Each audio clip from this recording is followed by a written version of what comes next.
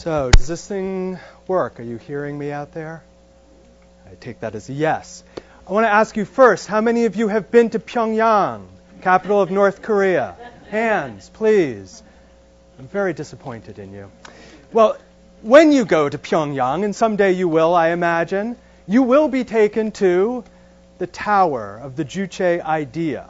That is a huge tower. It looks roughly like the Washington Monument. It's actually a little bigger than the Washington Monument. And it is a monument to North Korea's soft power. In other words, its version of its philosophy, which it tries to export to the world.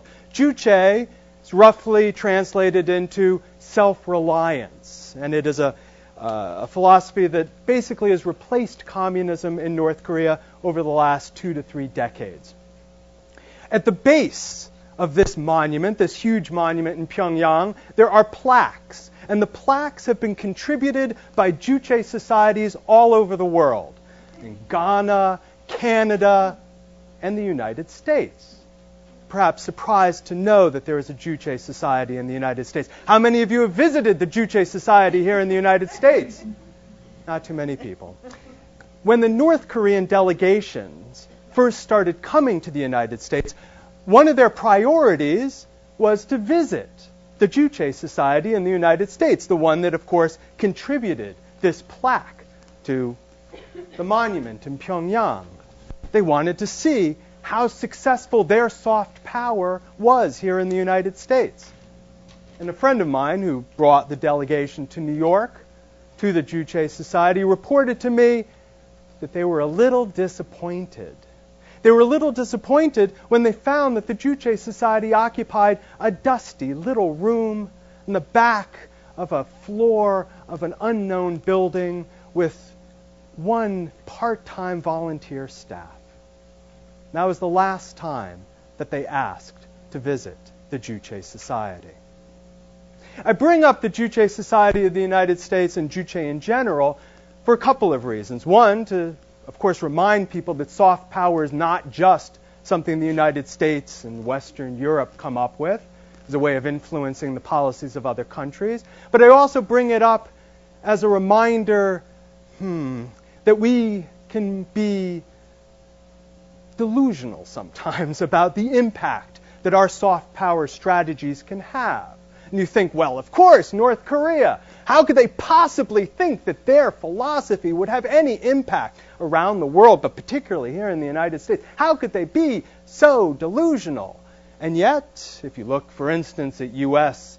attempts sometimes in the Muslim world and how U.S. favorability ratings in the Muslim world have taken a nosedive, even with the Obama administration's attempt to engage the Muslim world, we might have to remind ourselves that delusional fantasies are not just the monopoly of North Korea.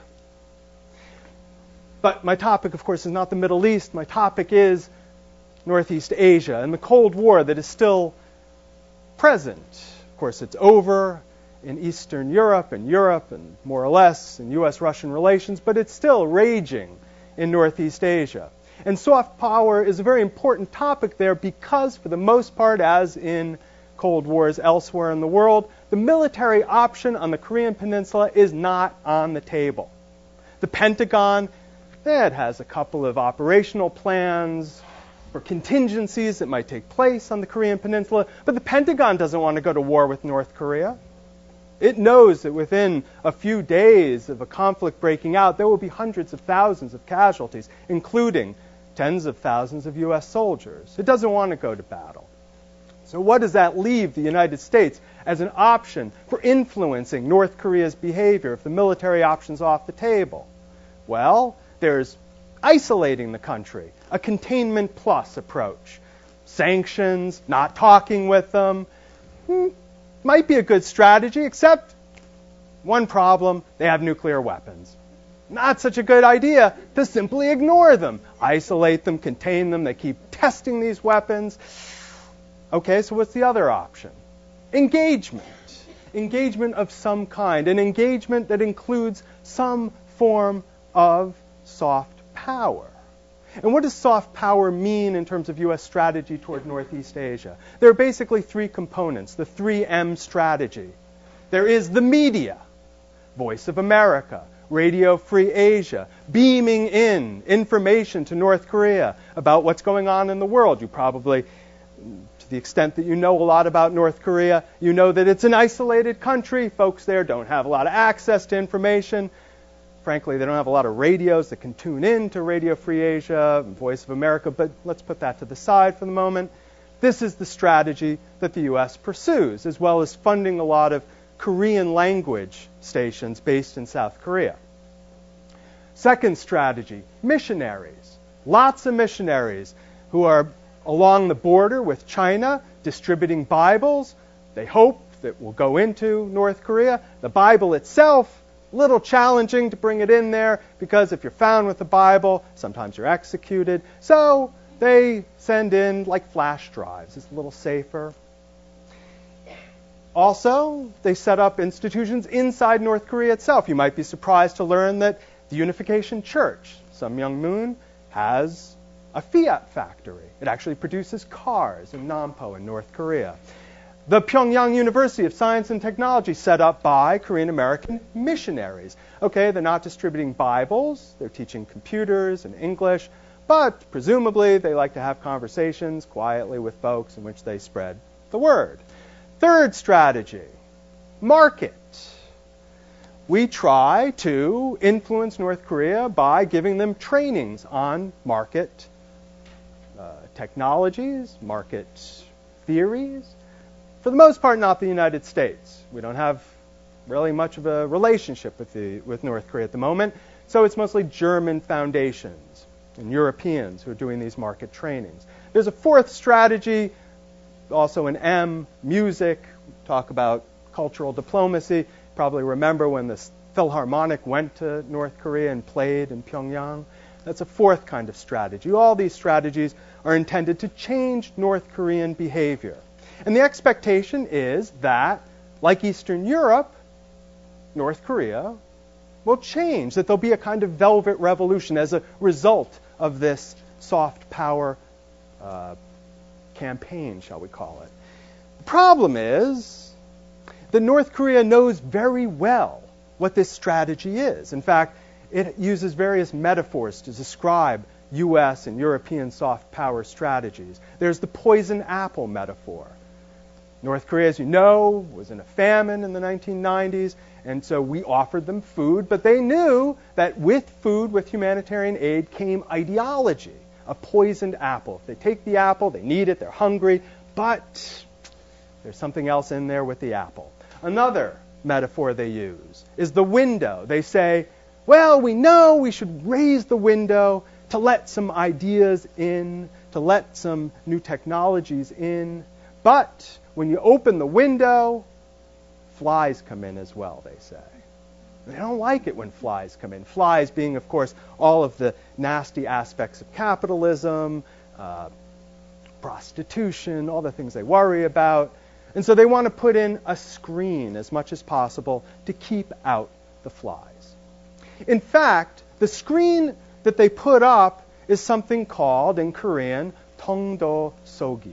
And Tongdo Sogi means Western technology, Eastern way. And it's, for some of you who have studied Japanese history, very familiar to you because that's essentially what the Meiji Restoration was all about. It was about taking technology from the West but preserving somehow Japanese ideas and way of life. And that's what the North Koreans want to do. They want to take our technology, a light water nuclear reactor, for instance, or a factory, but none of the nasty ideas that go along with it. So Tongdo Sogi. Now, it might see it as a kind of race between us giving them all these things and hoping that eventually these ideas will have impact, and them putting up these screens that try to keep out all the things they don't like.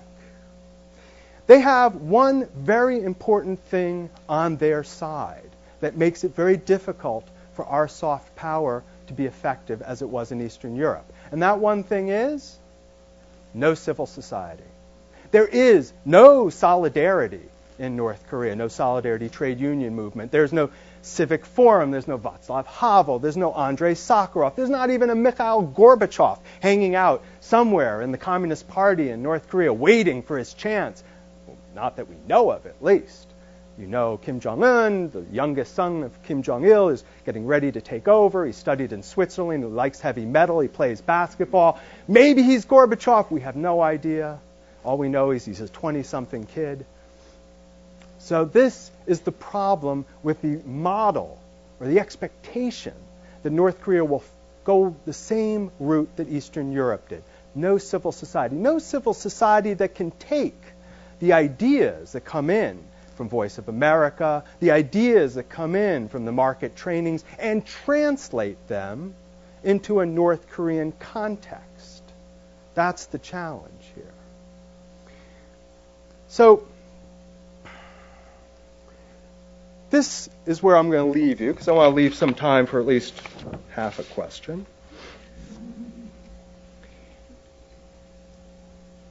What we're left with when we have no partner in North Korea, no civil society that we work with in any meaningful way, is that unfortunately our soft power strategies look a lot like imposition, like hard power through some other alternative. That we're not, in fact, trying to create space in North Korea for the people of North Korea to come up with their own version of what comes next, their own kind of self-determination of their future. In Korean, the North Koreans talk about their socialism. They always say, 우리 shik 사회주의, our style socialism. Because they never really liked Soviet-style socialism, and they never really liked Chinese-style socialism. So they always said, 우리식, our style. Very nationalistic. I mean, to the extent that there is a kind of governing ideology in North Korea today, it's nationalism, not communism, nationalism. So 우리식, our style. So if I were to give a recommendation, it would be that we acknowledge that instead of imposing what we think would be best for North Korea, we should create the space for them to create 우리식 민주주의. Minjuju의 is, of course, democracy in Korean, our style democracy, that someday will emerge by North Koreans themselves. Because if we don't kind of go down that path, I think ultimately we will find that our soft power strategies in North Korea will resemble their soft power strategies here in the United States, in a dusty little room somewhere, having no influence whatsoever. I'd like to take any question you might have.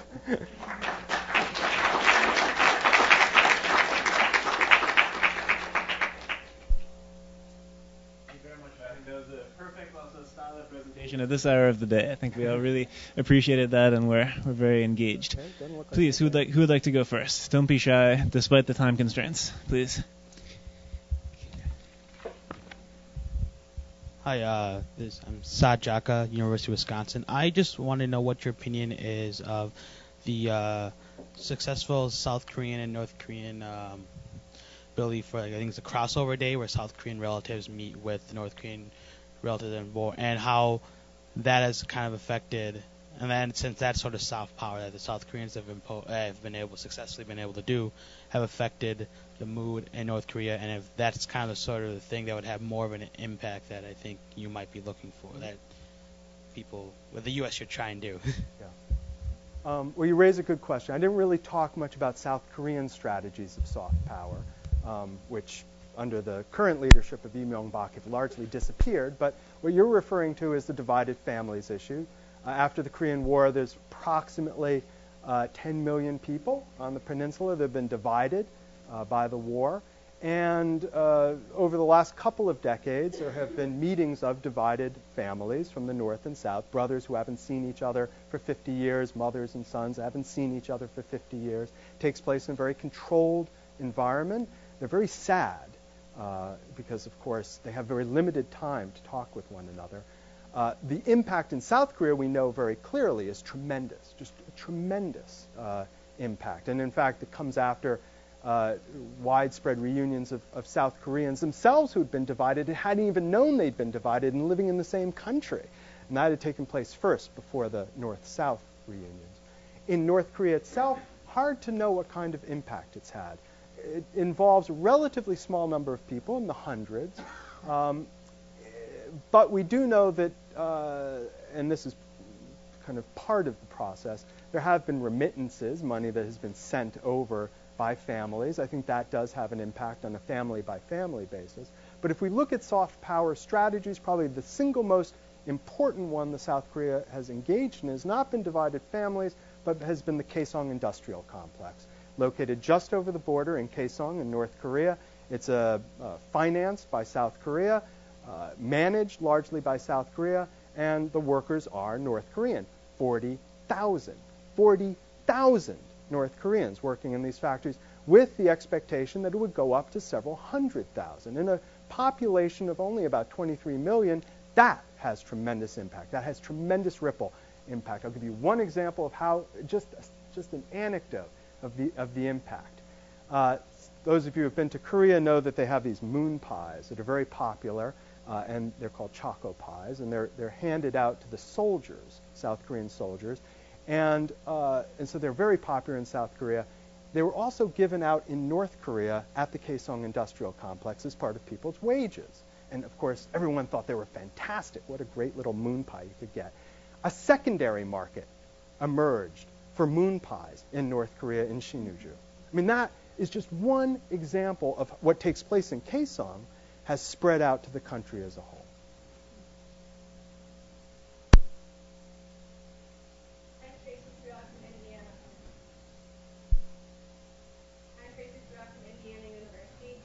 Regards to the recent attacks on the island and the planned military drills, do you think that it kind of depleted the chances for soft power to be effective, or do you think it makes it even more important for soft power to come into play? Yeah.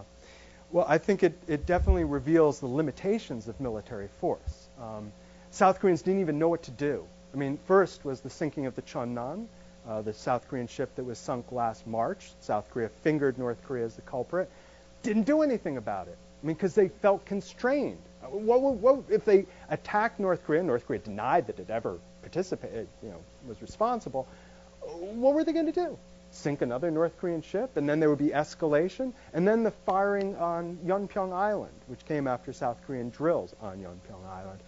There, too, South Korea felt constrained. It did retaliate, but it retaliated in a relatively measured way. And I think that both sides, both North Korea and South Korea, recognize that they can't retaliate in any significant way because they're locked in a kind of Cold War deterrent fashion. And it's not Cold War deterrence based on nuclear possession. South Korea doesn't have nuclear weapons. North Korea's nuclear weapons are probably not operational. It's based on artillery positions that can kill thousands and thousands of people within a few hours. So I think even Lee Myung-bak, who came into office a little bit skeptical about soft power and the soft power of the last 10 years of South Korean administrations, even he started thinking, well, this isn't really working out so well because it makes me look weak when I don't retaliate. So perhaps best to, and this is what we heard both New Year's messages from North Korea and South Korea saying, maybe it's a good idea to get together, to actually talk this over. And there is even a likelihood that we'll see a third inter-Korean summit between Kim Jong-il and Lee Myung-bak, if not this year, 2011, then in the all-important year of 2012. Do we have a final question here? Okay.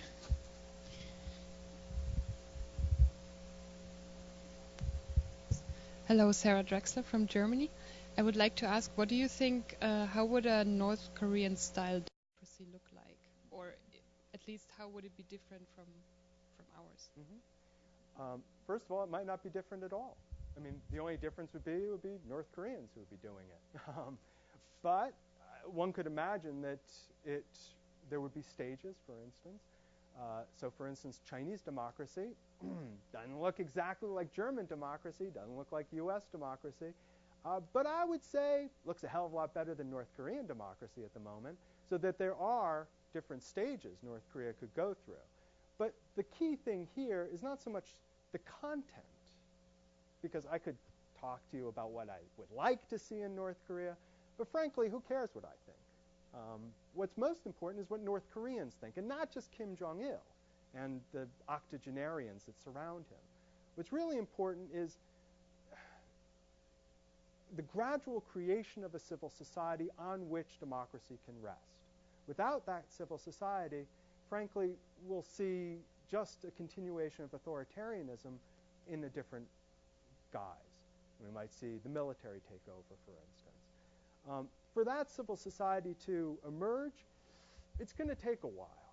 Because, I mean, even, Poland had an intellectual tradition that was not abolished by the communists. Same with Czech Republic, same with Hungary.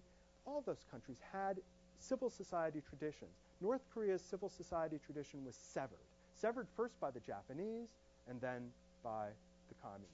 So it's been over 100 years since that part of North Korea had any civil society traditions. So that means it's going to take a while. The alternative, some would say, why doesn't South Korea just absorb North Korea? Well, you're from Germany. You know that there were some challenges with reunification by absorption. I would say that those challenges would be multiplied 100-fold on the Korean Peninsula for a variety of reasons, which unfortunately we don't have time to go into. Thank you.